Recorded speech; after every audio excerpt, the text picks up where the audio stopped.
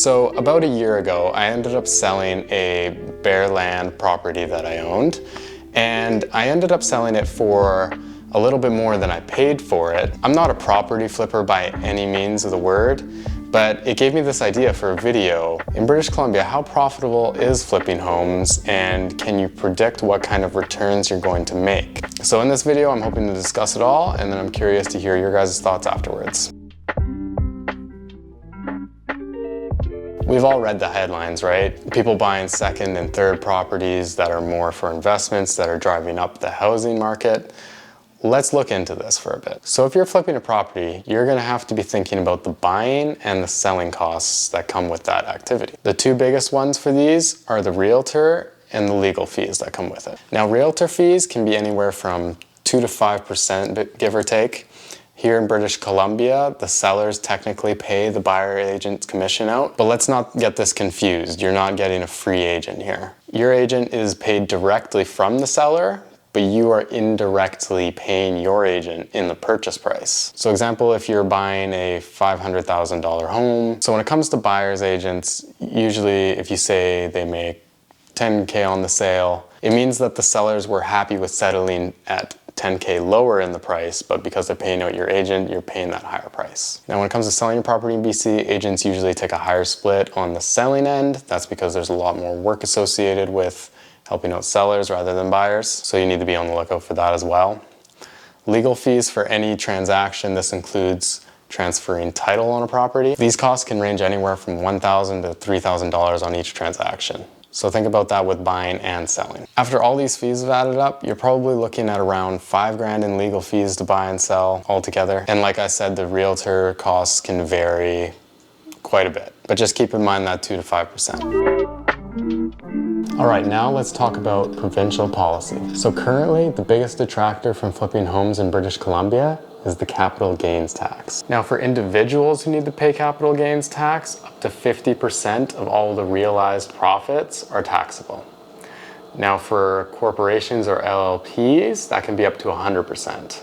So for the 50% for individuals, let's talk about what that means. So for instance, you make $40,000 a year and you sell a property for a $30,000 profit. That $30,000 will be added on to that $40,000 that you already made, and your taxable margin will be in the 70K bracket.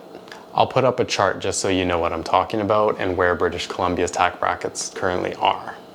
So for that particular sale, you'd probably end up paying around $4,000 in capital gains, give or take. So there is still quite a large margin for profits, but it definitely eats a little bit away at that. Keep in mind, this is during my recording at the beginning of 2022. It's very apparent that there could be new policy introduced to help combat the crazy increases in housing costs. So we could see some more in the upcoming year. There is a method that flippers would often use here in British Columbia where they would claim their flipping home as their primary residence. Now in British Columbia, as of now, you don't have to pay any capital gains realized on profits on primary residences. The CRA has methods of figuring out which one of these are honest primary residences and which ones aren't.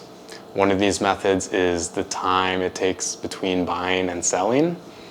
Flippers often try and buy and sell quickly within a close duration of time. That way the market is currently predictable and doesn't really change a whole lot. I heard that the CRA will often look into cases where someone has bought and sold within 6 months. So if you're not looking to pay any capital gains tax on a primary residence, you'll probably have to live in it for well over a year at least. So always just be honest about where your property, right? You're good, you're doing great. I got a sick fiance in the other room.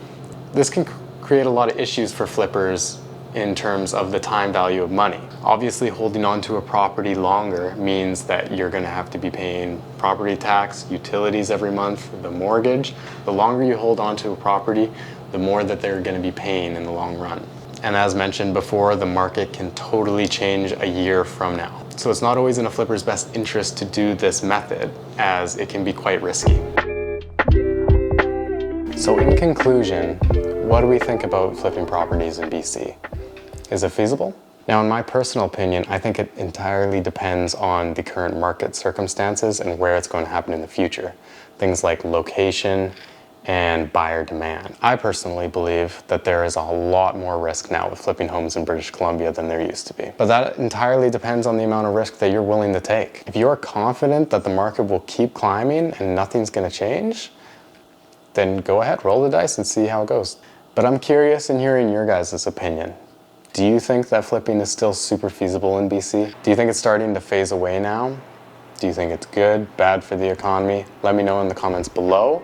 And be sure to like and subscribe to this video for more content like this. All right, I'll see you guys next time.